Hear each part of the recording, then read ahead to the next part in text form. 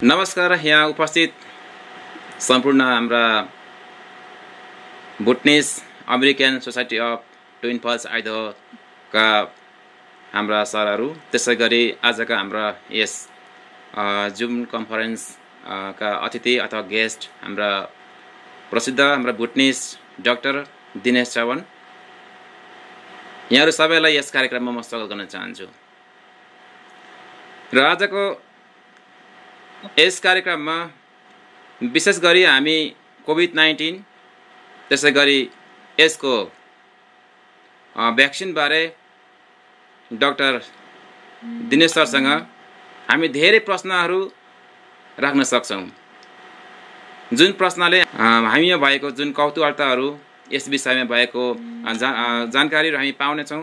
Doctor सरलाई हामी आज यो जानकारी गर्न चाहन्छौँ कि हाम्रो यो प्रश्न व्यक्तिगत नभएर एउटा एज अ कम्युनिटीबाट आएको हुँदाखेरि प्रश्नहरू अलिकति धेरै हुनसक्छ, अथवा हामीले प्रश्नहरू धेरै बनाएका छौँ किनभने सबैको प्रश्नहरू हामीले इन्क्लुड गर्नुपर्ने हुन्छ। तर यो धेरै प्रश्नको अथवा सबै प्रश्नको प्रपर्टिजहरू अथवा यसको एन्सरहरू फरक हुनसक्छ। त्यही भएर पनि हामीले सबै यो प्रश्नहरूलाई हामीले इन्क्लुड गर्न चाहेका छौँ र यही आवाजलाई, यही भिडियोलाई, यही जानकारीलाई हामीले हाम्रो कम्युनिटीमा बाँड्नेवाला छौँ भन्दै आजको यस कार्यक्रमको सुरुवातमा भुटनिस समाजका यस ट्विन फल्सका एक अग्रज हाम्रा बुद्धिजीवी पास्टर विनोदलाई आजको कार्यक्रमको बारे आफ्नो परिचय दिँदै सरस्वती छोटो रूपमा डाक्टर सरलाई आफ्नो प्रश्न राखिदिनु हुन म यो पालो उहाँलाई दिन चाहन्छु। धन्यवाद। हाम्रो बस्तीका हाम्रो प्रेसिडेन्ट सर अमरलाई तपाईँले यो समय दिनुभएको छ अनि सम्पूर्ण जतिजना यहाँ उपस्थित हुनुहुन्छ अनि आजका हाम्रो गेस्ट डाक्टर दिनेशलाई पनि नमस्कार अनि तपाईँहरूलाई स्वागत जनाउन चाहन्छौँ। विशेष गरेर तपाईँलाई धेरै धन्यवाद। यो सुन्दर अवसर तपाईँले हामीलाई दिनुभएको छ, हामीसँग आफ्नो बिजी स्केड्युलबाट तपाईँलाई धेरै धन्यवाद। अनि मेरोमा केही प्रश्नहरू छ, म विशेष गरेर लामो उयो नगरिकन हामी प्रश्नमा केही प्रश्नहरू तपाईँलाई गर्नेछौँ अनि तपाईँकोबाट उत्तरको हामीले अपेक्षा राखेका छौँ। र पहिलो प्रश्न चाहिँ हाम्रोमा यस प्रकारको छ कि यो तपाईँको हाम्रो कोरोना भाइरस लगभग वर्ष, 1.5 वर्ष, लगभग 2 वर्षको तपाईँको हाराहारीमा पुगिसकेको छ अनि यसको विषयमा विशेष गरेर फाइनली हामीले यो भ्याक्सिन, हाम्रो सुईहरू तपाईँको उपलब्ध भएको छ अनि यस विषयमा तपाईँले अलिकति हामीलाई सरल हिसाबमा अलिकति धेरै जानकारी दिनुभयो भने हाम्रो नेपालीहरूलाई धेरै बुझ्न सजिलो हुने थियो। हजुर सबैजनाले नमस्ते पहिला त है। अनि मलाई बोलाएर के शब्द राख्न दिनुभएकोमा धेरै धन्यवाद है। भ्याक्सिनको कुरा गर्दाखेरि अब कोभिड-19 को भ्याक्सिनहरू अहिले बजारमा लगभग 2टा चाहिँ उपलब्ध भइसकेको छ है। त्यो चाहिँ तपाईँको फुड एन्ड ड्रग एडमिनिस्ट्रेसनले एप्रुभ गरिसकेको छ र अरू 2टा भ्याक्सिनहरू चाहिँ अहिले एप्रुभल प्रोसेसमा छन्। त्यो हिसाबले गर्दाखेरि अब के महिनामा हामीसँग 4वटा भ्याक्सिन लगभग होला। तर अब अहिलेसम्म एप्रुभ भएका 2टा भ्याक्सिनहरूको कुरा गर्दाखेरि चाहिँ एउटा भ्याक्सिन चाहिँ तपाईँको फाइजरको भ्याक्सिन हो र अर्को चाहिँ तपाईँको यो मोडर्ना भन्ने कम्पनीको भ्याक्सिन हो र 2टै भ्याक्सिन चाहिँ अहिले सबै एप्रुभल प्रोसेसहरू पुरा गरेर लगभग अमेरिकामा धेरैजनाले लगाइ पनि सक्नु भएको छ होइन। र तपाईँको बृहत रूपमा भन्दाखेरि चाहिँ भ्याक्सिन जुन अहिले निस्केको भ्याक्सिनहरू छन् त्यो एकदमै सेफ छन् है। सबैजनाले लगाउनु होला भनेर म चाहिँ अब सबैजनाले प्रोत्साहन गर्न चाहन्छु र अरू भ्याक्सिनको बारेमा डिटेलमा अलिक पछि कुरा गरौँला है। तर विस्तृतमा भन्दाखेरि चाहिँ तपाईँको अब अहिले आएको 2टा भ्याक्सिनहरू हो, एउटा फाइजरको र अर्को चाहिँ मोडर्नाको भ्याक्सिन हो। हस् त, धन्यवाद डाक्टर साहब तपाईँलाई। दोस्रो प्रश्न चाहिँ के रहेको छ भने हाम्रोमा तपाईँ WHO का अनुसार चाहिँ यो सुईहरूको रिपोर्टिङ अब भनौँ न अहिलेको तपाईँको मान्छेले लगाए अनुसारको कस्तो प्रकारको यसको फलोअप र यसको तपाईँको फिडब्याक्सहरू छन् अहिले फिलहाल? अब अहिले धेरै हल्ला चाहिँ के आएको छ भने तपाईँको भ्याक्सिनहरू चाहिँ हतार गरेर ल्याइएको छ, यो चाहिँ प्रपर प्रोसेसहरू यसले पुरा नगरिकन बजारमा ल्याएको भन्ने हल्ला छ होइन। तर त्यो हल्ला चाहिँ सरासर गलत हो सबैभन्दा पहिला चाहिँ, किनभने तपाईँको सबै कुरा एप्रुभ हुनको लागि तिनीहरूको बेसिक रिक्वायरमेन्ट्सहरू मिट गर्नुपर्छ है, त्यसै त्यो बजारमा के अरे आउँदैन। त्यो पनि तपाईँको अब हेल्थ जस्तो कुरामा त्यस्तो हेल्थ चेक्राइ गर्ने कुरा हुँदैन है। त्यही कारण तपाईँको अब युजली भ्याक्सिन एप्रुभल फेजेसहरू युजली 3टा फेजहरू हुन्छ। फेज 1 भनेको तपाईँको युजली अब स्वास्थ्य व्यक्तिमा भ्याक्सिनहरू दिन्छ भने दोस्रो फेजमा चाहिँ अलि अरू समस्याहरू भएको व्यक्तिहरूमा पनि त्यो भ्याक्सिन दिन्छ र तेस्रो फेजमा चाहिँ अब त्यसरी सबै त्यो टेस्टिङ हुँदै जाने हो कि ती सबै फेजहरू पुरा गर्दै जानुपर्छ। र जुन अहिले 2टा भ्याक्सिन छन् यिनीहरूले चाहिँ यी सबै फेजहरू पार गरेर सफल भएर साइड इफेक्टहरू एकदमै कम्ती भएर यिनीहरू एप्रुभ भएका हुन् है। त्यही कारण तपाईँको हतारमा त्यसै त्यो हुन्छ नि तपाईँको एउटा बजारमा एउटा प्रोडक्ट ल्याएर बेचेको जस्तो चाहिँ होइन है। यो सबै 2टै भ्याक्सिन चाहिँ सबै 3टा टेस्टिङ फेजहरू पुरा गरेर होइन त्यो फेजेसहरू सक्सेसफुल भएर अनि बजारमा आएको छन्। अब यसको ट्र्याकिङको कुरा गर्दाखेरि चाहिँ तपाईँको अब सामान्यतया भ्याक्सिन लगाइसकेपछि तपाईँको एउटा CDC को वेबसाइट छ होइन। तपाईँहरू भ्याक्सिन लगाउँदाखेरि अब कतिजना लगाउनु भएको छ होइन, उहाँहरूले एउटा पेपर दिएको हुन्छ भ्याक्सिनको बारेमा जानकारी भनेर। त्यसको अन्तिममा चाहिँ हामीले एउटा बारकोड भन्छौँ जसलाई QR कोड पनि भनिन्छ होइन। सानो एउटा बक्स जस्तोमा कोड हुन्छ र त्यो कोड तपाईँले फोनले स्क्यान गर्नुभयो भने तपाईँ CDC को वेबसाइटमा गएर रेजिस्टर हुनुहुन्छ है। अनि त्यसपछि तपाईँले CDC ले पहिला त हरेक दिनमा नोटिफिकेसन पठाउँछ कि स्वास्थ्यमा केही गडबडी भयो कि भ्याक्सिन लगाएर भनेर। त्यसपछि तपाईँको हरेक हप्ता र त्यसपछि हरेक महिनामा तपाईँलाई उनीहरूले फलोअप गरिबस्छ है। तपाईँलाई फोनमा टेक्स्ट पठाउँछ, मेसेज पठाउँछ, तर त्यसको लागि तपाईँले पहिला रेजिस्टर गर्नुपर्छ है। त्यो रेजिस्टर गर्नको लागि चाहिँ पहिला त्यो कोड चाहिँ तपाईँले स्क्यान गर्नु पर्यो आफ्नो फोनको क्यामेराले है। त्यो स्क्यान गर्नको लागि कुनै पनि एप चाहिँदैन है। तपाईँले सिधै क्यामेरा खोलेर त्यो कोडमा देखाउने बित्तिकै त्यहाँ एउटा लिङ्क आउँछ कि त्यो लिङ्क प्रेस गरेपछि तपाईँ त्यसमा गएर रेजिस्टर गर्न सक्नुहुन्छ है। र त्यसरी फलोअप गर्छ। अब त्यो चाहिँ तपाईँको डिरेक्ट फलोअप भयो। अब इन्डाइरेक्ट फलोअप चाहिँ अब यदि तपाईँलाई केही रियाक्सन भएर तपाईँ हस्पिटल जानुभयो भने त्यहाँबाट पनि उनीहरूले इन्डाइरेक्टली रिपोर्टहरू लिइराखेको हुन्छ है। त्यसरी तपाईँको भ्याक्सिनको चाहिँ रिपोर्टिङहरू हुन्छ। धन्यवाद। भनेपछि हामी सेफ छौँ किनभने अहिले बितेको केही समयदेखि हामीले कतिवटा र्युमर्सहरू सुनिरहेका थियौँ, भिडियोजहरू है हामीले हेरिरहेका थियौँ कतिजना। अनि त्यसले चाहिँ पर्सनली म आफैलाई पनि इन्सेक्योर भइरहेको थिएँ क्या यसलाई लिनको लागि। धन्यवाद क्लेरिफिकेसनको लागि। हुन्छ, हामी अर्को प्रश्नमा हामी जानेछौँ। तपाईँको यो हामीले भ्याक्सिन लगाउँदाखेरि है तपाईँको 2टा भ्याक्सिन तपाईँको फिजर र मेड्रोना भन्ने 2टा छ। यसमा 2टा हामीले पहिलो डोज र दोस्रो डोज गरेर लगाइन्छ नि। त्यो लगाउँदाखेरि तपाईँको यो 2टा डोजको बिचमा कतिको समयको अन्तर हुनुपर्छ? तपाईँको अब पहिला चाहिँ तपाईँको अब हामीले फाइजरको भ्याक्सिन चाहिँ तपाईँको 21 दिनको डिफ्रेन्स भयो होइन, 3 हप्ताको फरकमा लगाउनुपर्छ भने मोडर्नाको चाहिँ 28 दिनको भनेको 4 हप्ताको फरकमा चाहिँ लगाउनुपर्छ है। त्यसरी तपाईँको त्यो टाइम चाहिँ अब कसरी थाहा भयो त, कसरी आयो त भन्ने कुराहरू अब त्यो हुन्छ नि तपाईँको अब त्यो जिज्ञासाहरू आउनु सक्ला होइन। त्यो भनेको तपाईँको रिसर्चमा टेस्ट गरेर तपाईँको त्यो फरकमा त्यो 3 हप्ताको फरकमा दिँदाखेरि चाहिँ यसको इफेक्टिभनेस म्याक्सिमम देखियो। र अर्को मोडर्नाको भ्याक्सिन चाहिँ 4 हप्तामा दिँदाखेरि यसको इफेक्टिभनेस धेरै देखियो। र यो चाहिँ सबै तपाईँको रिसर्चबाट आएको कुराहरू हो है। त्यो त्यसै तपाईँको 3 हप्ता भनेर त्यो बनाएको चाहिँ होइन। हजुर, हस् त। अनि यसको साथसाथै तपाईँको यो हामीले यो डोज अब जब लगाउँछ पहिलो र दोस्रो गर्दाखेरि तपाईँको पहिलो डोज लगाइसकेपछि हरेक त्यो लगाइने व्यक्तिमा देखिने तपाईँको लक्षणहरू चाहिँ के हुन्? जस्तो कतिपल्ट हामीले सुन्दाखेरि चाहिँ सुई लगाएपछि कतिजनालाई फर इक्जाम्पल अब हामीले के भन्छ फ्लूको सर्ट लाउँदा कतिजनालाई ज्वरो आउँछ, टाउको दुख्ने हुन्छ है। अनि यसमा पनि यो पहिलो डोज र दोस्रो डोज लाउँदाखेरि देखिने फर्स्ट लक्षणहरू चाहिँ के हुनु होला? हस् दिनेश सर, तपाईँ अगाडि बढ्न सक्नुहुन्छ। हजुर, अब ठ्याक्कै भन्दाखेरि तपाईँको रियाक्सन नै भन्दाखेरि पनि तपाईँको कस्तो हुन्छ भने तपाईँको अब जुनै पनि भ्याक्सिन लगाउँदाखेरि अलिअलि त तपाईँको अब त्योबाट आउने अब आफ्नो शरीरले रेस्पोन्ड गरेको कुराहरू हो त्यो रियाक्सन भन्दा पनि होइन। अब तपाईँले फ्लू सर्ट लगाउँदाखेरि पनि अलिअलि हुन्छ नि जिउ दुख्ने, हात दुख्ने त्यो हुन्छ, त्यो जुनै पनि भ्याक्सिनमा हुन्छ।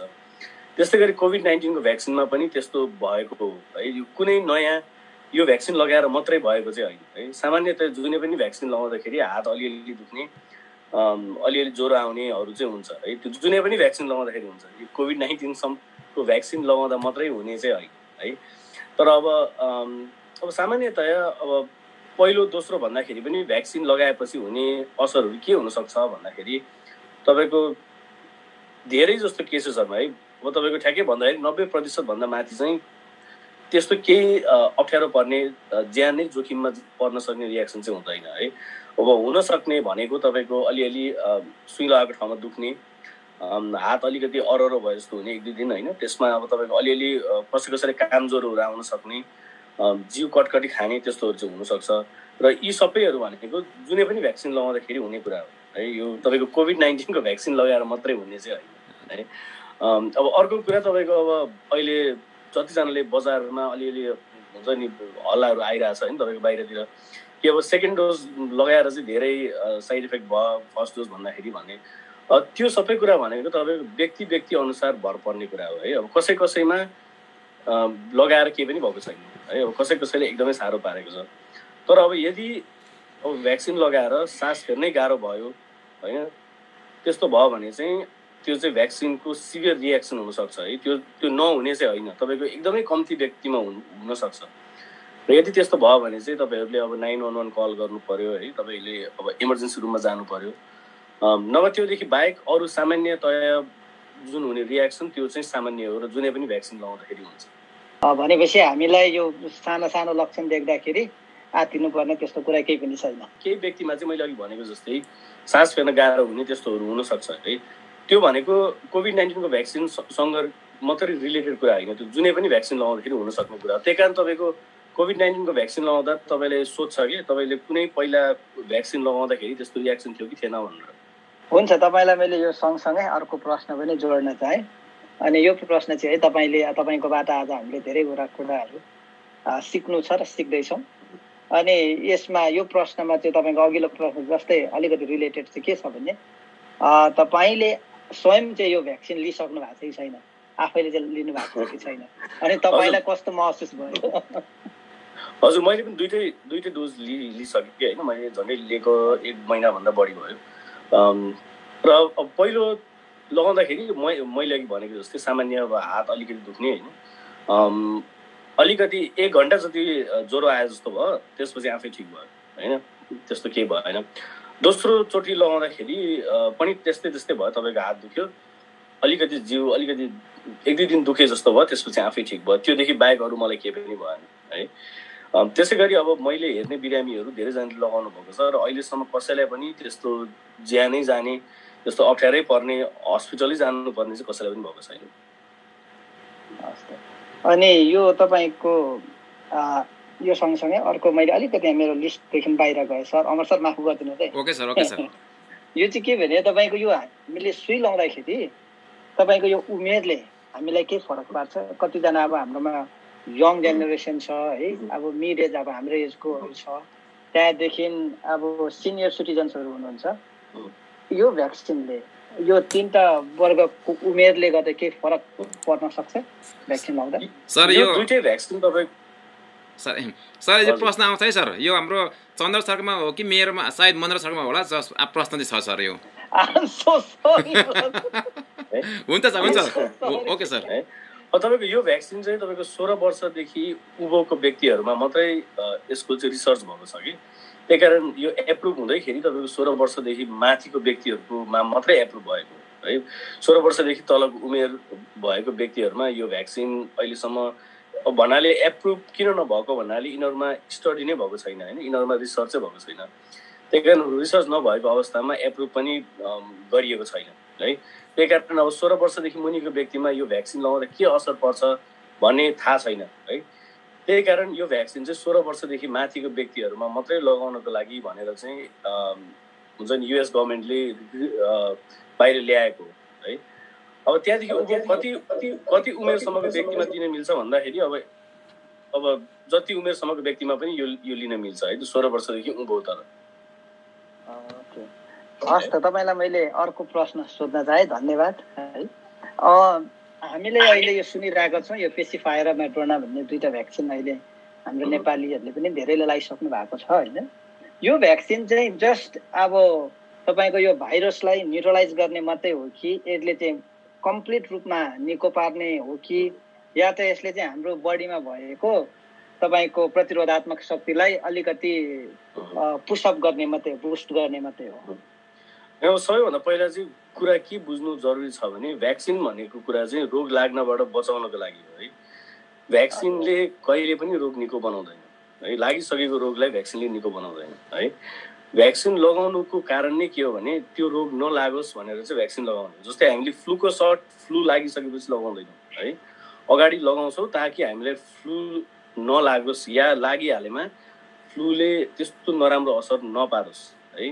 त्यस्तै गरी तपाईँको कोभिड-19 को भ्याक्सिन पनि भ्याक्सिन लगाइसकेपछि पनि कोभिड-19 इन्फेक्सन हुनसक्छ है, नहुने चाहिँ होइन है। तर तपाईँको भ्याक्सिन नलगाएमा तपाईँले यदि कोभिड-19 लाग्यो भने त्यसले कोभिड-19ले तपाईँको ज्यान पनि लिन सक्छ है। तर यदि तपाईँले भ्याक्सिन लगाउनु भएको छ भने तपाईँसँग कोभिड-19सँग लड्ने क्षमता पहिल्यै वृद्धि भइसकेको हुन्छ है, र त्यसले तपाईँलाई कोभिड-19 को नराम्रो असर, एकदमै ज्यान जाने असरहरूबाट चाहिँ बचाउँछ है। त्यही कारण चाहिँ यो भ्याक्सिन लगाउनु जरुरी छ है। अब दोस्रो कुरा, अब यो भ्याक्सिन अब लगाएपछि रोग निको हुने चाहिँ होइन है। तपाईँको कोभिड-19 लागिसकेपछि चाहिँ भ्याक्सिन लगाउने चाहिँ है, कोभिड-19 नलागोस् भनेर चाहिँ अगाडि भ्याक्सिन लगाउने हो है। अब यसले तपाईँको अब सामान्यतया चाहिँ के, अब ठ्याक्कै यो दुईटा भ्याक्सिन चाहिँ एउटा एमआरएनए टेक्नोलोजी भन्नेले बनाएको है। यो टेक्नोलोजी चाहिँ अब अहिले धेरैले हल्ला गरेको छन्, यो नयाँ टेक्नोलोजी हो, कहिले पनि आएको छैन भनेर। त्यो चाहिँ गलत हो, सरासर गलत हो है। तपाईँको यो एमआरएनए टेक्नोलोजी भनेको 20-30 वर्षदेखि विकसित टेक्नोलोजी हो, यो अहिलेको चाहिँ होइन है। तर यो टेक्नोलोजीबाट अहिले अब कोभिड-19 आयो, त्यही कारण भ्याक्सिन चाहिँ यो टेक्नोलोजीबाट बनाएको हो। तर यो टेक्नोलोजी चाहिँ नयाँ चाहिँ होइन है। यो 20-30 वर्षदेखि विकसित भइरहेको, यसको बारेमा रिसर्चहरू गरिरहेको यो हुन्छ नि, यो कुनै नयाँ कुरा चाहिँ होइन है। अब तपाईँको यो भ्याक्सिनले चाहिँ कसरी काम गर्छ भन्दाखेरि तपाईँको जुन एमआरएनए भन्छौँ त्यसको नाम चाहिँ खास मेसेन्जर आरएनए हो है। आरएनए भनेको चाहिँ तपाईँको एउटा जुन भाइरसको एउटा सानो भित्रको तत्त्व हो कि। अब त्यो मेसेन्जर आरएनए भन्नेले चाहिँ नाम नै, अब त्यसको नामै मेसेन्जर आरएनए, त्यसले चाहिँ मेसेज मात्रै बोक्छ कि, त्यसले चाहिँ रोग गराउने क्षमता चाहिँ हुँदैन त्यसमा। त्यो चाहिँ भाइरस चाहिँ होइन है। कोभिड-19 भाइरस चाहिँ होइन, तर कोभिड-19 भित्रको एउटा पार्ट हो जसले चाहिँ मेसेज बोक्छ है। अब मेसेज चाहिँ के चाहिँ बोक्छ भन्दाखेरि तपाईँको भाइरसको जुन मेन दिमाग हुन्छ, जसलाई हामीले जुन न्युक्लियस भन्छौँ, त्यसले चाहिँ अब बाहिरको प्रोटिनहरू जुन तपाईँले अब कोभिडको पिक्चर देख्दाखेरि बाहिर यस्तो काँडा काँडा रातो त्यस्तो देख्नुभएको होला होइन, त्यसलाई चाहिँ हामीले स्पाइक प्रोटिन भन्छौँ र रोग गराउने नै त्यसले नै हो है। त्यो स्पाइक प्रोटिनले चाहिँ रोग गराउँछ है। र स्पाइक प्रोटिन बनाउनको लागि चाहिँ मेसेन्जर आरएनएले चाहिँ मेसेज बोक्ने हो क्या। तपाईँको भाइरसको जुन मेन दिमाग हुन्छ त्यसले चाहिँ मेसेन्जर आरएनएले मेसेज, जुन त्यो प्रोटिन बनाउने बाहिरको जुन त्यो काँडा काँडा छ त्यो बनाउनको लागि मेसेज बोक्ने मात्रै हो। अब साइन्टिस्टहरूले चाहिँ के गरेका छन् भने त्यो मेसेन्जर आरएनएलाई चाहिँ भाइरसबाट निकालेका छन् है। त्यो भाइरस होइन, हामीले जुन कोभिड-19 को भ्याक्सिनमा भाइरस हालेको होइन है। त्यही कारण कोभिड-19 को भ्याक्सिन लगाएपछि तपाईँले कोभिड-19 हुन्छ, भ्याक्सिनले गर्दाखेरि कोभिड-19 हुन्छ भन्नु चाहिँ गलत हो है। किनभने तपाईँको कोभिड-19 को भ्याक्सिनमा कोभिड-19 भाइरस हुँदैन, त्यसको एउटा सानो पार्टिकल मात्रै हुन्छ जुनले चाहिँ मेसेज मात्रै बोक्छ है। अब त्यो पार्टिकल जुन त्यो तत्त्व छ त्यो चाहिँ अब हाम्रो शरीरमा जुन भ्याक्सिनमा त्यो तत्त्व हुन्छ, त्यो तत्त्व चाहिँ हाम्रो शरीरमा छिरेपछि त्यसले चाहिँ हाम्रो जुन कोनहरू हुन्छ, जुन सेल्सहरू हुन्छ, त्यहाँभित्र गएर चाहिँ त्यही मेसेज दिन्छ है। प्रोटिन बनाउने त्यो जुन कोभिड-19 को प्रोटिन छ बाहिर, त्यो बनाउने मेसेज दिन्छ है। मेसेज दिइसकेपछि त्यो प्रोटिन बन्छ र त्यसको विरुद्धमा चाहिँ हाम्रो बडीले अनि हाम्रो शरीरले चाहिँ इम्युन रेस्पोन्स दिने हो है। त्यो इम्युन रेस्पोन्स चाहिँ पछिसम्म एक्टिभ हुन्छ है। र फेरि तपाईँको अब साँच्चीकै कोभिड-19 भाइरस आएको खण्डमा चाहिँ त्यसले एट्याक गरेर कोभिड-19 भाइरसलाई चाहिँ मार्ने हो है। त्यही कारण तपाईँको यो मैले सबै कुरा भन्नुको अर्थ चाहिँ के हो भने सबै कुराहरू बुझ्न एकदमै जरुरी छ कि। किनभने अहिले अब कतिजनाले हल्ला पनि छ होइन, तपाईँको कोभिड-19 भ्याक्सिन लगाएपछि कोभिड-19 हुन्छ भने त्यो गलत हो। किनभने त्यो त हुनै नसक्ने कुरा हो है। तपाईँको कोभिड-19 को भ्याक्सिनमा भाइरस हालेको हुँदैन है। भाइरसको जुन मेसेज बोक्ने एउटा भाँडा छ, जसले चाहिँ मेसेज मात्रै बोक्छ त्यसले रोग गराउने क्षमता हुँदैन त्यसमा है। र त्यो कहिले पनि त्यो हुँदै नहुने कुरा हो है। तपाईँको भ्याक्सिन लगाएर चाहिँ मलाई कोभिड-19 भयो भने चाहिँ त्यो यही कारण पनि गलत हो कि मैले त्यही कारण तपाईँहरूले यो हुन्छ नि एउटा लामो समय लगाएर बुझाउन खोजेको कारण नै त्यही है। र त्यही कारण चाहिँ तपाईँको अब हुन्छ नि अब कोभिड-19 को भ्याक्सिन लगाएर कति महिनासम्म चाहिँ त्यो जुन हाम्रो शरीरले बनाएको इम्युन सिस्टम जुन कतिसम्म एक्टिभ हुन्छ भनेर चाहिँ अहिले अब 90 दिनदेखि 6 महिना भनेको छ होइन। त्यसको अब ठ्याक्कै अब अहिले डेटा चाहिँ छैन। तर अब त्यो भन्नुको मतलब चाहिँ के हो भने हामीले कोभिड-19 को भ्याक्सिन चाहिँ अब रेगुलर रूपमा लगाइराख्नु पर्ला भविष्यमा भन्ने कुरा मात्रै हो है।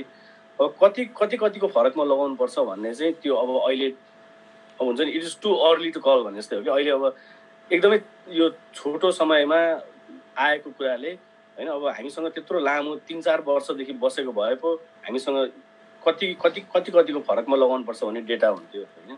अब भर्खर भ्याक्सिन आएको 3-4 अब त्यही 5-6 महिना भएको छ होइन। त्यही कारण अब भविष्यमा अब आउने 1-2 वर्षमा कतिको फरकमा लगाउनु पर्ला भन्ने बारेमा डेटा आउला। र अब त्यो प्रश्न पनि अहिले तपाईँहरूको होला होइन। तर अब त्यसको चाहिँ अहिले अब डेटा छैन। अब यतिको फरकमा लगाउनु पर्छ भन्ने चाहिँ डेटा छैन है। अब तपाईँको युएसको अब नभए अब संसारको पपुलेसनको एउटा सर्टेन पोर्सनले लगाइसकेपछि अनि त्यसपछि हामीसँग डेटा होला है। अहिले चाहिँ त्यसको डेटा चाहिँ छैन हामीसँग। थ्याङ्क यू भेरी मच हाम्रो तपाईँलाई डाक्टर दिनेशलाई। मेरोमा अब तपाईँको लागि एउटा एकदम अन्तिम प्रश्न रहेको छ। अनि यो प्रश्न चाहिँ विशेष गरेर हामी नेपालीहरू चाहिँ जहिले पनि अब विशेष गरेर हाम्रो बाबाआमाहरूले चाहिँ जहिले पनि एउटै कुरा हुन्छ नि, उहाँहरूले चाहिँ साइन्सलाई विज्ञानलाई भन्दा पनि आफ्नो रेमेडिजमा धेरै भर पर्छ कि। र यस्तो अवस्थाहरूमा चाहिँ हाम्रो घरैमा गर्ने उपायहरू है, तपाईँको घरमै बसेर घरेलु उपचार हुन्छ नि, यसको लागि हामी के चाहिँ गर्न सक्छौँ? अब मैले अब तपाईँको मेडिकल साइन्सको जुन दृष्टिबाट मैले भन्नुपर्ने हुन्छ होइन। मैले अब गलत कुरा पनि भन्नु भएन है। अब अघि मैले भनेको जस्तो तपाईँको अब कोभिड-19 को भाइरसले चाहिँ तपाईँको शरीरमा छिरेपछि जुन रियाक्सन गराउँछ त्यो रियाक्सनले चाहिँ तपाईँको शरीरको जुनै पनि अङ्गलाई असर पार्न सक्ने भयो कि। त्यही कारण तपाईँको कोभिड-19 लागेको बिरामीको चाहिँ घरि फोक्सोमा असर परेको हुन्छ, घरि मृगौलामा असर परेको हुन्छ, घरि मुटुमा असर परेको हुन्छ, घरि दिमागमा असर परेको हुन्छ होइन। र धेरैवटा अङ्गमा यसले असर पार्छ है। अब घरेलु औषधिले त्यो प्रोसेसमा चाहिँ कहाँ त्यसले ठिक पार्ला नपार्ला भन्ने चाहिँ म ठ्याक्कै भन्न सक्दिनँ है। तर मेरो विचारमा चाहिँ है अब मैले बुझेसम्म चाहिँ मैले बुझेकोसम्म चाहिँ तपाईँको भ्याक्सिनदेखि अलावा चाहिँ अरू अल्टरनेटिभ चाहिँ छैन है। भ्याक्सिन र मास्क है, भ्याक्सिन र मास्कदेखि बाहेक चाहिँ अरू अल्टरनेटिभ चाहिँ छैन है। तपाईँको अब बेसार खाएर अब हुन्छ नि बेसार खाएर कोरोना भाइरस लाग्दैन है। अब लौकाको जुस खाएर कोरोना भाइरस लाग्दैन। अनि होइन त्यो भनेको चाहिँ अब त्यो चाहिँ अब मैले हुन्छ नि मैले डिफेन्ड गर्न नसक्ने कुरा हो कि होइन। अब त्यसले चाहिँ अब यसरी ठिक पार्छ उसरी ठिक पार्छ भन्ने चाहिँ म चाहिँ त्यो भन्न सक्दिनँ। किनभने अब मैले बोल्दाखेरि तपाईँको अब रिसर्च डेटा होइन अध्ययन भएको कुराहरूबाट बोल्नुपर्ने हुन्छ है। र अब अहिलेसम्म हर्दी खाएर कोरोना भाइरस निको भएको 1000 जनाले हर्दी खाएर 900 जना जाति भएको डेटा थियो भने म तपाईँहरूले भन्न सक्थेँ होला है। तर अहिले अब त्यस्तो डेटा छैन कहीँ पनि है। त्यही कारण चाहिँ म ठ्याक्कै अब हुन्छ नि यो खाँदा यो ठिक होला भन्ने चाहिँ छैन है। त्यही कारण अब घरेलु रेमेडी भनेको चाहिँ मेरो विचारमा चाहिँ मास्क लगाउने, हात धुने है। अब यदि तपाईँले सिम्टमहरू भयो भने आफ्नो अब घरमा भएका व्यक्तिहरूबाट अलिकति टाढा बस्नु पर्यो है। त्यो नै सबैभन्दा ठुलो रेमेडी लाग्छ कि। हस् त, धेरै धेरै धन्यवाद डाक्टर दिनेश। अनि यो चाहिँ अन्तिमको प्रश्न चाहिँ बडो रोचकिलो छ कि हाम्रो नेपाली समाजमा एकदमै बिगबिगी फैलिएको। अनि अहिले जसलाई पनि हाम्रो नेपालीहरूको चाहिँ छिटो एडभाइस गर्ने बानी हुन्छ कि हर्दी पानी खानु, तातो पानी अनि नुन लगाएर अदुवा लसुन लगाएर खाने राम्रो गर्छ भन्ने कुराहरू हुन्छन् कि। अनि अब हामी धेरै त्यसमा अल्झिरहेका छौँ। अब त्यस्तै हजुर अब त्यस्तै अब त्यो विश्वास हो होइन तपाईँको। तर अब हुन्छ नि साइन्टिफिक डेटाले चाहिँ त्यसले डिफेन्ड गर्न चाहिँ अलिक गाह्रै पर्छ है। अब विश्वास एकतिर छ है। अब विश्वास गर्ने मान्छेले अब त्यो गर्दाखेरि अब मलाई खासै फरक नपर्ला जस्तो लाग्यो है। तर अब त्यो खाएर निको हुन्छ भन्नु चाहिँ गलत है, किनभने त्यो डेटा चाहिँ हामीसँग छैन। हस् त डाक्टर दिनेश, धन्यवाद तपाईँलाई धेरै धेरै, अनि विशेष गरेर अमर सरलाई पनि धेरै धन्यवाद, अनि यो समय तपाईँलाई व्याख्या दिन चाहे। हवस् त, हाम्रा आजका अतिथि डाक्टर दिनेश, अनि त्यसै गरी हाम्रो बस्तीका एक्टिभिस्ट अथवा हाम्रो पास्टर विनोद सरलाई आफ्नो पहिलो प्रश्न राखिदिनु भएकोमा तपाईँहरू दुवैजनालाई एकमुष्ट धन्यवाद दिन चाहन्छु। र अबको समय हामीले एकदमै यो हाम्रो समय टाइट भएको कारणले धेरै कुरा नबोलिकन हामी आजको विषयतर्फ हामी जान्छौँ र दोस्रो प्रश्न राखिदिनु हुन अथवा आजको यो सेकेन्ड राउन्ड क्वेसनको लागि हाम्रा Bhutanese American society of twin falls आइदाहोका एक्टिभिस्ट चन्द्र उप्रेती, जो चाहिँ अहिले नयाँ रियल्टर पनि हुनुहुन्छ र उहाँले हाम्रो समाजमा धेरै जुन सामाजिक कामहरू गरिरहनु भएको छ र उहाँको समाजप्रतिको देनलाई एकदमै स्वीकार गर्दै आजको विशेष यो कार्यक्रमतर्फ हामी गइरहेका छौँ। यो समय हाम्रो चन्द्र सरलाई। हजुर, धन्यवाद अमर सरलाई र विशेष गरी हाम्रो डाक्टर दिनेश सरलाई धेरै धेरै धन्यवाद, जति पनि आफ्नो पेसामा रहेर देन दिइरहनु भएको छ, यसका लागि धेरै धेरै धन्यवाद दिन चाहन्छु। र यो हामीले मात्रै नभएर मैले विभिन्न ठाउँमा तपाईँले गरेका भिडियोहरू पनि हेरेको छु र यसका लागि धेरै धेरै धन्यवाद दिन चाहन्छु। र विशेष गरी हाम्रो अमर सरलाई पनि यो समय जुटाइदिनु भएकोमा धेरै धन्यवाद दिन चाहन्छु। कतिपय प्रश्नहरू खासै अघि नै कति हामीले चाहिँ भइसकेको हुनाले, कतिपय धेरै प्रश्नको एन्सर आइसकेको हुनाले मैले चाहिँ लगभग अहिलेको अवस्थामा ती कुराहरूलाई छोटकरीमा समराइज गरेर सोध्न चाहेँ। मेरो पहिलो प्रश्न, यो कोभिड-19 जुन सुई छ यो चाहिँ हामी यो कसलाई उपलब्ध छ र कुन क्याटेगोरीका मान्छेलाई उपलब्ध छ भन्नको लागि हामी सजिलोसँग कुन ठाउँमा बुझ्न सकिन्छ? वेबसाइटहरू? अघि मैले भने जस्तै तपाईँको कोभिड-19 भ्याक्सिन चाहिँ 16 वर्षदेखि माथिको व्यक्तिको लागि मात्रै हो है अहिलेको अवस्थामा चाहिँ। र अब स्टेट अनुसार फरक छ यसको नियमहरू होइन। तपाईँको अब कसलाई पहिला दिने भनेर अब कतिवटा स्टेटले पहिला हेल्थ केयर वर्करहरूलाई होइन, स्वास्थ्य संस्थामा काम गर्ने व्यक्तिहरूलाई, त्यसपछि अब 65 वर्षदेखि माथिका वृद्धलाई भनेर छुट्याउनु भएको छ भने अब कतिवटा स्टेट अनुसार फरक पर्छ। तपाईँहरूको स्टेटमा ठ्याक्कै के छ होइन, त्यसको बारेमा चाहिँ तपाईँले अब आफ्नो अब department of health and human service चाहिँ पनि हुन्छ होइन, त्यहाँ गएर बुझ्न सक्नुहुन्छ। र अर्को चाहिँ सबैभन्दा सजिलो बुझ्न सक्ने भनेको आफ्नो प्राइमेरी केयर प्रोभाइडर है। तपाईँको आफ्नो प्राइमेरी केयर प्रोभाइडरको अफिसमा फोन गरेर होइन, मैले भ्याक्सिन कहिले पाउन सक्छु भनेर सोध्नुभयो भने उहाँहरूले तपाईँहरूलाई ठ्याक्क हुन्छ नि राइट इन्फर्मेसन दिन सक्नुहुन्छ है। अब तेस्रो कुरा भनेको अब अरू ठाउँहरूमा चाहिँ अब कम्युनिटी एजेन्सिजहरू जस्तै अब तपाईँहरूको पनि बस्ती छ होइन, उहाँहरूले पनि भ्याक्सिनको बारेमा चाहिँ हुन्छ नि प्याम्पलेटहरू प्रिन्ट गर्नेदेखि लिएर त्यसको बारेमा अब हुन्छ नि बृहत तपाईँको एउटा डिस्कसन जस्तो लोकल्ली गर्ने पनि गर्नुभएको छ है। त्यो पनि एउटा अप्सन हुनसक्छ है। तर मलाई चाहिँ सबैभन्दा बेस्ट अप्सन आफ्नो राइट इन्फर्मेसन लिनको लागि चाहिँ आफ्नो डक्टर है, आफ्नो प्राइमेरी केयर प्रोभाइडरलाई फोन गरेर सोध्न सक्नुहुन्छ है, यो भ्याक्सिन चाहिँ मैले कहिले पाउन सक्छु है।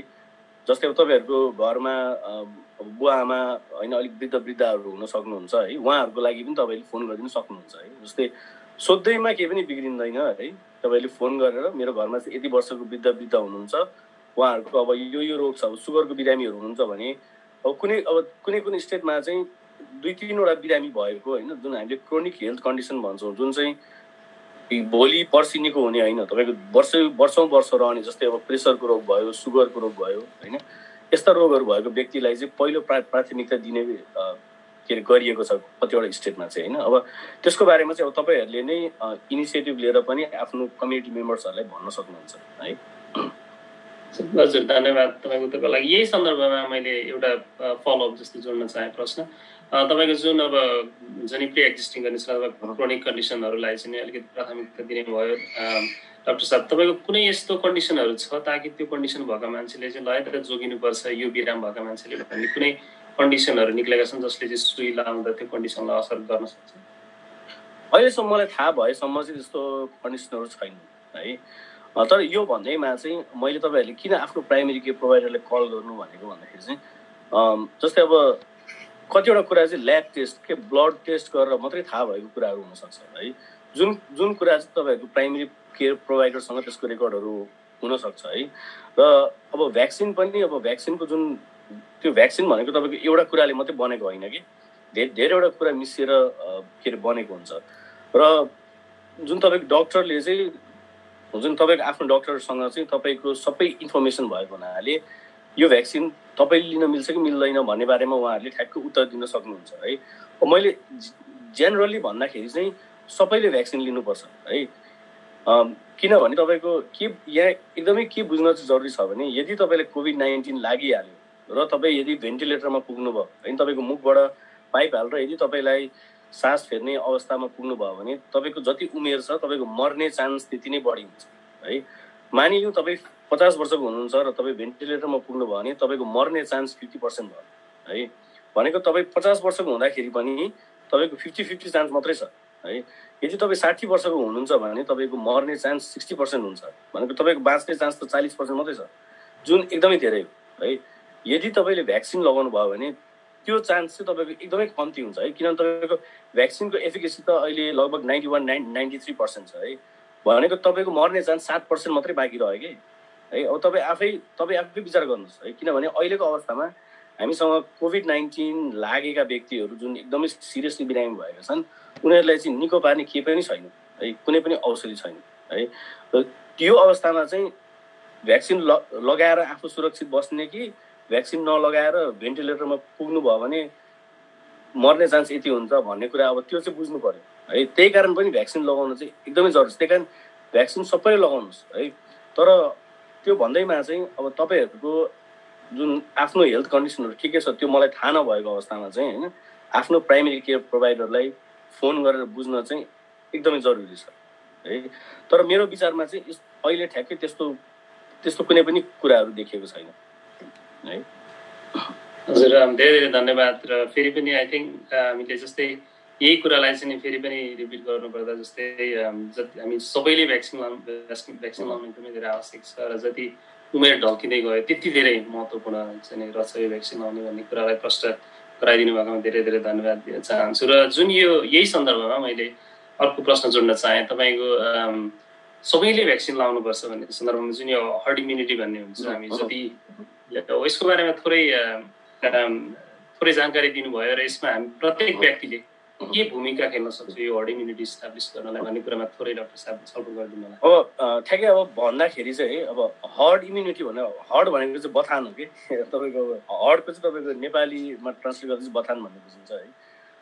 त्यही कारण अब तपाईँले कसरी यो कुरा बुझ्नु पऱ्यो भने मानिलिउँ हामी 4 जना व्यक्तिहरू छौँ एउटा कोठामा है, र यदि तपाईँहरू 2 जनाले कोभिडको भ्याक्सिन लगाउनु भएको छ भने तपाईँहरू बिचमा चाहिँ कोभिड-19 सरिहाल्यो भने पनि तपाईँहरू 2 जना चाहिँ त्यति धेरै बिरामी हुनुहुन्न कि। त्यही कारण तपाईँको भाइरस जुन ट्रान्समिट हुनेछ त्यो चाहिँ तपाईँहरू 2 जनाको बिचमा मात्रै हुन्छ होइन। तर यदि अब तपाईँहरू 4 जना हुनुहुन्छ, 2 जनाले भ्याक्सिन लगाउनु भएको छ, 2 जनाले भ्याक्सिन लगाउनु भएको छैन है, त्यो 2 जना भ्याक्सिन नलगाएको व्यक्तिहरूले चाहिँ एकअर्कामा कोभिड-19 सारिरहेको हुन सक्छन् कि। अब एकजना निको हुन्छ अर्कोलाई लागिरहेको होला, अब त्यो व्यक्तिले त्यो निको भएको व्यक्तिलाई केही महिनापछि सार्न सक्ने भयो है। अब यदि अब त्यो रुममा 3 जना व्यक्तिले भ्याक्सिन लगाउनु भएको छ, 1 जनाले लगाउनु भएको छ किनभने त्यो जुन भ्याक्सिन नलगाएको व्यक्तिले चाहिँ कसलाई सार्ने त अब है। त्यो भाइरस सर्ने चान्स कम्ती भयो नि त, किनभने 3 जनाले त भ्याक्सिन लगाइसक्नु भएको छ। यदि 3 जनामा त्यो भाइरस सरिहाल्यो भने पनि उहाँहरू त बिरामी हुने चान्स कम्ती हुन्छ। भनेको अब त्यो 3 जनाको त पहिल्यै इम्युनिटी छ भ्याक्सिन लगाएर, भाइरस छिरेपछि त्यो इम्युनिटीले भाइरसलाई मार्छ है। भनेको अब 1 जनामा मात्रै भाइरस सीमित हुने भयो है। त्यो व्यक्ति निको भएपछि त्यो व्यक्तिमा केही महिनाको लागि लाग्ने चान्स कम्ती भयो नि त, किनभने उसकोमा त पहिले नेचुरल इम्युनिटी डेभलप भएको छ है। र अब अघि मैले भनेको जस्तो 2 जना व्यक्तिले लगाउनु भएको छ, 2 जनाले लगाउनु भएको छैन भने 2 जनाले एकअर्कामा सारिरहनु भएको हुनसक्छ। त्यो महिना वर्षौँ वर्ष त्यो इन्फेक्सन एकअर्कामा सरिरहने चान्स हुन्छ। यदि 4 जना मध्ये 3 जनाले लगाउनु भएको छ भने 1 जना व्यक्तिमा मात्रै भाइरस लाग्छ र केही महिनापछि त्यो भाइरस त्यहाँबाट सकिन्छ है। हर्ड इम्युनिटीको कन्सेप्ट नै यही हो है। जतिजनालाई तपाईँले भ्याक्सिन लगाउन सक्नुभयो त्यति कम्ती चाहिँ त्यो ट्रान्समिसन रिस्क चाहिँ त्यति कम्ती हुन जान्छ है। किनभने तपाईँको भाइरस एउटा व्यक्तिबाट अर्को व्यक्तिमा सर्ने चान्स चाहिँ त्यो हिसाबले चाहिँ कम्ती हुने हो है। र अब कति प्रतिशत लगाउँदाखेरि चाहिँ ठिक होला भन्दाखेरि अब अरू भ्याक्सिनहरूमा गरिएको स्टडीमा चाहिँ है, अध्ययनमा चाहिँ 70% लगभगले चाहिँ लगाउँदाखेरि चाहिँ हर्ड इम्युनिटी आउँछ भन्ने कुरा छ होइन। अब कोभिड-19 को भ्याक्सिनमा त्यो कतिको सत्य छ भन्ने त्यो समयले मात्रै देखाउँछ है। तर हर्ड इम्युनिटी चाहिँ त्यही कारण इम्पोर्टेन्ट हो है। अब जस्तै तपाईँहरूको घरमा तपाईँ र तपाईँको दाजुले सुई लगाउनु भएको छैन तर अरू 3 जना सदस्यले खोप लगाउनु भएको छ भने तपाईँहरू 2 जनामा चाहिँ त्यो भाइरस आउने जाने गरिरहेको हुन्छ कि है। तर अब यदि तपाईँले पनि भ्याक्सिन लगाउनु भयो र तपाईँको दाइले मात्रै भ्याक्सिन लगाउनु भएको छैन भने चाहिँ तपाईँको दाइले अब कसलाई सार्ने त त्यो होइन, त्यहाँ त सार्ने चान्स त कम हुन्छ। त्यही कारण भाइरस अब उहाँमा मात्रै सीमित हुन्छ, उहाँलाई निको भएपछि अरू कसैलाई पनि इन्फेक्ट हुँदैन कि, त्यसरी चाहिँ कम्ती हुने हो र त्यसलाई नै हर्ड इम्युनिटी भनेको हो है। त्यही कारण पनि अब हुन्छ नि अब आफ्नो समुदायको रेस्पोन्सिबल व्यक्तिहरू जतिजना हुनुहुन्छ तपाईँहरूको होइन, उहाँहरूले चाहिँ यो कुरा बुझेर अरूलाई चाहिँ प्रोत्साहन गर्नु पर्यो कि भ्याक्सिन लगाउनको लागि। किनभने भोलि पर्सि हामीसँग हर्ड इम्युनिटी भएन भने चाहिँ त्यो इन्फेक्सन त्यही कम्युनिटीभित्र सरिरहेको हुन्छ कि, त्यो रुमल्लिरहेको हुन्छ कि। र त्यही कारण पनि धेरैजनालाई भ्याक्सिन लगाउन जरुरी चाहिँ त्यही कारणले। र डाक्टर साहब धेरै धेरै धन्यवाद। र फेरि पनि आज तपाईँले यो बहुमूल्य समय लिएर यो समय लिइदिनु भयो र जति पनि हेर्दै हुनुहुन्छ हामी सबैले सुई लाउने एकदमै धेरै आवश्यक छ भन्ने सन्देश हामीले सिधा डाक्टर साहबबाट पायौँ। डाक्टर साहबले पनि सुई लानु भएको छ, म आफैले पनि लागेको छु र यो हामी सबैको विनम्र अनुरोध तपाईँहरू जतिजनालाई हेर्दै हुनुहुन्छ सुई लाउनुहोस्।